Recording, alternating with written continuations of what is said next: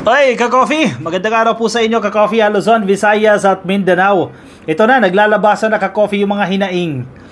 Mismong yung budget sponsor ng Office of the Vice President, ininsulto ng mismong Office of the Vice President ng OVP.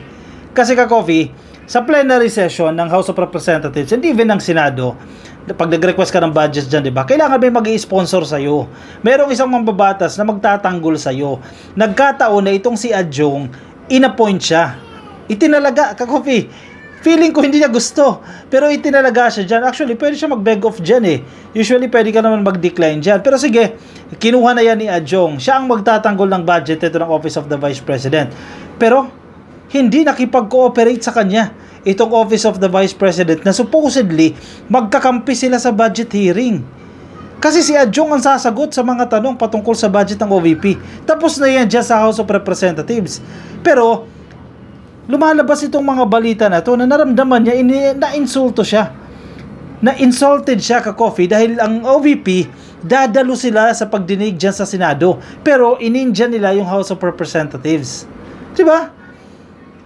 I hope naiintindihan ninyo si Adjong. Ako naiintindihan ko totally si Adjong. Siya ang sponsor ng budget ng OVP. Siya yung magtatanggol ng budget ng OVP at siya ang nagtanggol ng budget ng OVP. Pero hindi nag-cooperate sa kanya itong mismong OVP. O sige, sabihin niyo politicking yan. Sabihin niyo pamumulitika yan. O sige, Marcoleta, sabihin mo tradisyon yan. Sundin ang tradisyon na yan. Tama ba yan? Yung simpleng tanong na yan, tama ba yan? Hindi ka makikipag-usap sa iyong sponsor. Sa magtatanggol sa iyo, hindi ka nakipag-usap. Hindi, binastos mo na yung tao na yun. Diba? Common sense yan eh. Oh, headline ng Politico.com. Ibang pahayagan ganito rin kasi naglalabas ng hinanakit itong si Adjong. Haharap sa Senado pero hindi sa Kamara. OVP Budget House sponsor feels insulted. Pakiramdam niya na insulto siya. Ano to, masyadong selective. Pupunta ka dyan sa Senado, yet sa HOR, hindi ka pupunta at hindi ka pumunta. Tapos na, ka-coffee. Kasi naaprubahan na nila yan eh. 700 million na lang eh. Itong budget ni Inday eh. Hindi na 200 billion. Hindi na 2 billion. Diyan sa Senado naman ngayon, itong mga susunod na linggo, sa Senado na yan, sasalang itong budget naman ni OVP, ni Sara Duterte. Pupunta raw dyan si Sara. Diba? Kung di ka ba naman selective. Lanao del Sur Representative Zia Alonto Adjong admitted feeling insulted by Vice President Sara Duterte's statement that she plans to attend the Senate deliberation on the proposed 2025 budget of the Office of the Vice President.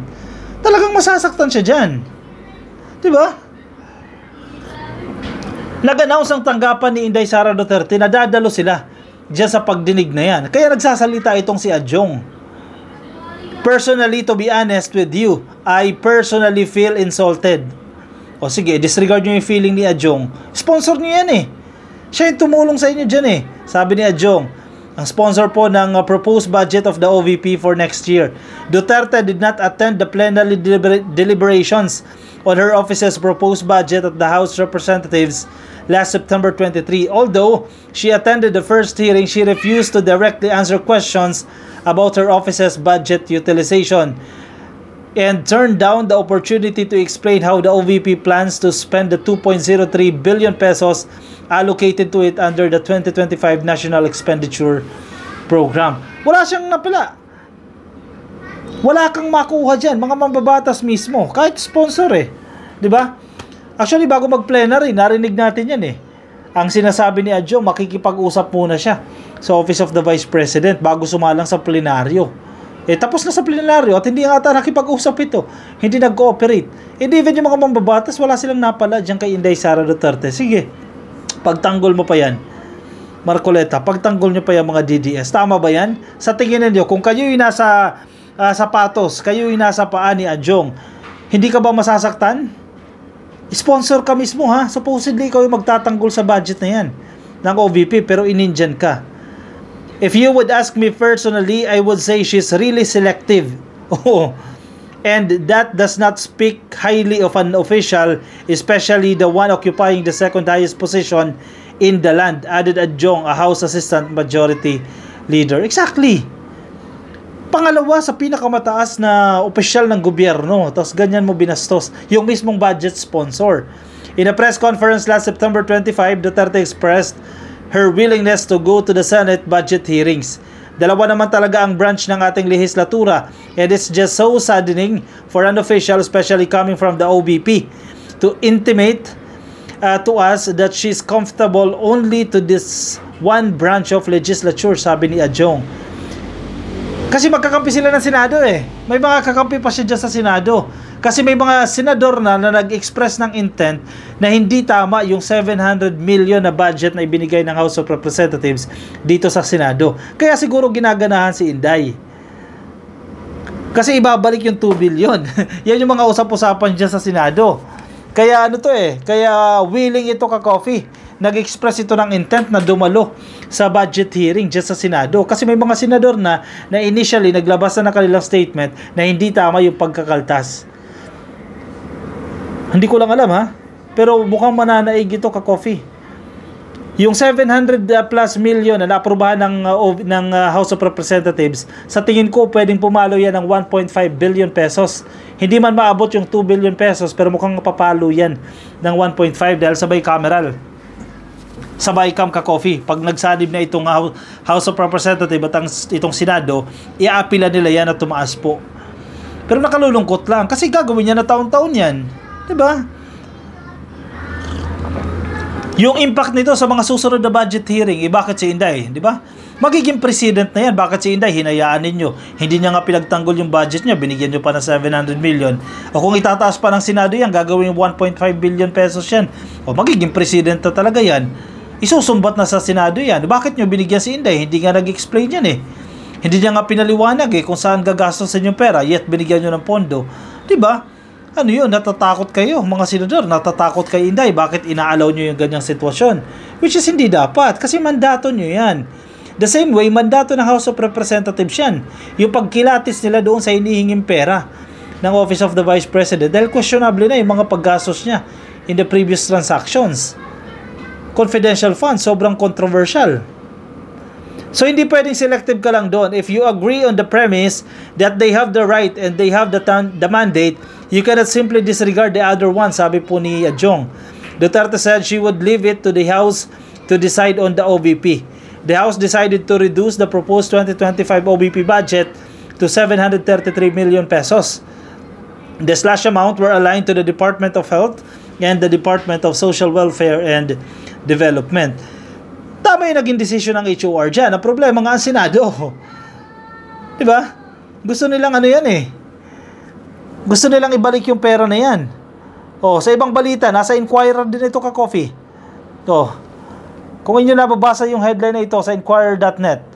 OVP, Budget of Defense, frustrating due to lack of cooperation, sabi ni Adjong mismo. Ngayon lang tayo nakaramdam ng ganyang sitwasyon ng isang government agency na magpapatulong ka doon sa mambabatas na yan para ipagtanggol yung budget mo, yung mga programa mo, pero hindi ka nagko-cooperate, di ba? Sobrang ma-pride. Defending the proposed budget of the OVP was kind of frustrating. Si Adjong yung nagsasalita dito ha, and would have been easier if only the agency were cooperative, according to Lanao del Sur Representative Zia Alonto Adjong. Hindi nga eh. Adjong was assigned to defend the OVP budget at the plenary. The allocation for next year was cut from 2.03 billion pesos to 733 million pesos based on the recommendation of the lower chambers Committee on Appropriations. Wala nagawa si Adjong dyan eh. Pero actually, dapat nag-beg off siya dyan eh. Ang problema sino? Di sana si Marcoleta. Baka pwede naman si Marcoleta na yung mag-defend ng budget. Diba? Kasi lumalabas ngayon, hindi nagustuhan ni Adjong ang ginawa sa kanya. The way siya trinato ng OVP, hindi niya nagustuhan yan. Kumbaga, dapat nga, ang may utang na loob sa kanya, ang OVP eh. Dahil siya yung tumulong sa inyo, i-defend yung budget ninyo eh. Diba? It's easier for me to be honest about sponsoring the budget of the OVP had they been so cooperative. I personally have concerns that I would like to be clarified. So it's really hard for me to sponsor and defend a budget that lacks preparation and did not clearly identify programs they want to implement, sabi po ni Adjong sa isa pong interview. Mangangapa talaga siya dyan. Ano ba talaga yung priority nitong opisina na to? Di ba? Hindi niya alam kasi hindi nakikipag-usap sa kanya. Kung tutusin, madali lang sana ipagtanggol yan, pero nahihirapan siya dahil hindi nga nakikipag-usap eh. Mahirap to be honest with you. It's kind of frustrating to be honest, sabi ni Adjong. Adjong likewise noted that they purposely scheduled the deliberation of the OVP budget last in case Vice President Sara Duterte changes her mind or if a representative attends the plenary debates. Tingnan mo naman ang ginawang accommodation. Sobra-sobra. Hinuli na sila ka-coffee. Hinuli na sila dyan.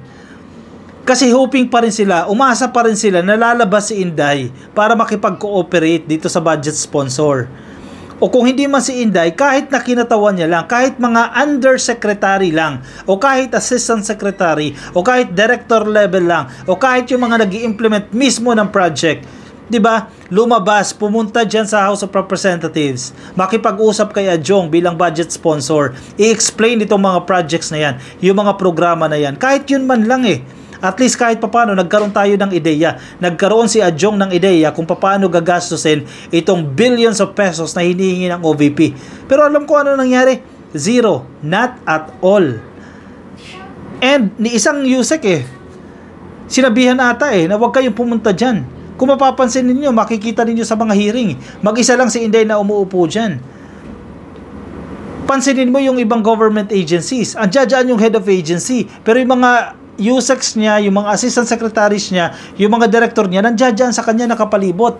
Para in case na hindi niya masagot yung tanong, pwede niyang ipasa doon sa next in line. Ipasa niya sa kanya mga opisyal. Pero hindi sa OVP, wala Solo ni Inday. Ano yung mandato niya? Ano yung utos niya doon sa kanya mga USEC, sa mga tao niya? Huwag kayong pumunta dyan, kaya ko na to. Mag-isa lang ako dito. Kaya mo talaga yan. Kasi ang sagot mo naman kayo nang bahala dyan kung tatanggalan nyo o hindi. Ganun. As simple as that. Tapos ngayon, yung mga supporters nagagalit na tinapyasan ng budget. Di ba?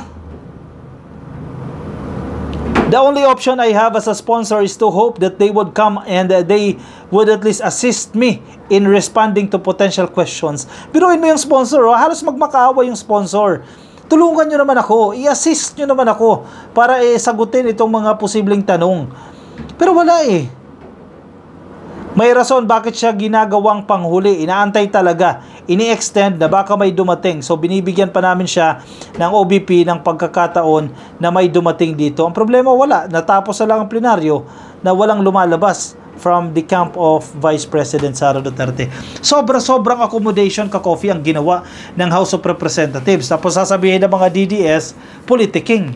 Pinag-iinitan itong si Inday Sara Duterte. Sige nga, kung kayo yung nasa lagay, kung kayo yung nasa sitwasyon itong mga mambabatas na to, anong mararamdaman ninyo? Sige, kung ikaw yung DDS nakikinig sa atin ngayon, kung ikaw yung nasa pwesto ni Adjong, na ikaw yung magtatanggol, wala kang magawa Dinelegate ka Ikaw yung magtanggol, ikaw yung budget sponsor ng OVP. Yet, yung i-sponsoran mo, yung tutulungan mo, ayaw makipag-usap sa'yo. Anong mararamdaman mo?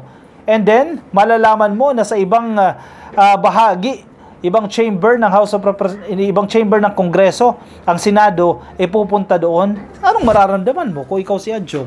Masasaktan ka, definitely. Diba? Yan ang hindi nyo nagigets. Sobrang unfair yan. Nakalulungkot lang dyan ka-coffee. Kapag ibinalik yung budget na yan, kawawa ang Senado at tatawanan ng House of Representatives kasi baliwala lang yung ginawa nila dyang paghahalongkat dito sa budget ng OVP. And magiging president yan, magiging every year na, ganyan na magiging tradisyon dyan. Yung tradisyon ni Marcoleta yan, na-extend na yan dyan sa Senado. Once na ibalik ng Senado once na mamutawi yan, ibalik yung 2 billion pesos na hiningi ng OVP, nako, every year, ganyan na yung mangyayari. Unfair na unfair yan sa ibang mga government agencies. Sana wag hayaan ng House of Representatives at ng Bicameral Committee, wag hayaan na mangyari yan. Dahil sobrang unfair yan sa ibang mga government agencies na nagsusumikap, tumayo, lumabas dyan sa kanilang ahensya, humarap dyan sa pagdinig ng House of Representatives at ng Senado at ipagtanggol yung budget na hinihingi nila at i-explain yung mga budget na ginastos nila. as compared to the OVP na hindi kayang gawin yan. Diba? Sobrang unfair yan. O sige, anong say mo dyan ka-coffee? I-share ang iyong opinion, ang inyong reaction dyan sa ating comment section para mabasa po yan ng iba nating mga ka-coffee. Kung kayo po ay nasa Facebook, pasuyo na lang ka-coffee, baka di pa po kayo naka-follow sa ating Facebook page. Please click lang po yung like and follow. At kung kayo naman po ay nasa YouTube, please click lang po na subscribe dyan sa baba ka-coffee, subscribe at hit nyo na rin po yung notification icon para updated po kayo sa ating mga bagong upload. Alright, ako magpapaalam muna. Maraming salamat po sa mga sumama. Ingat po kayo ha at agkape tayo. Bye-bye.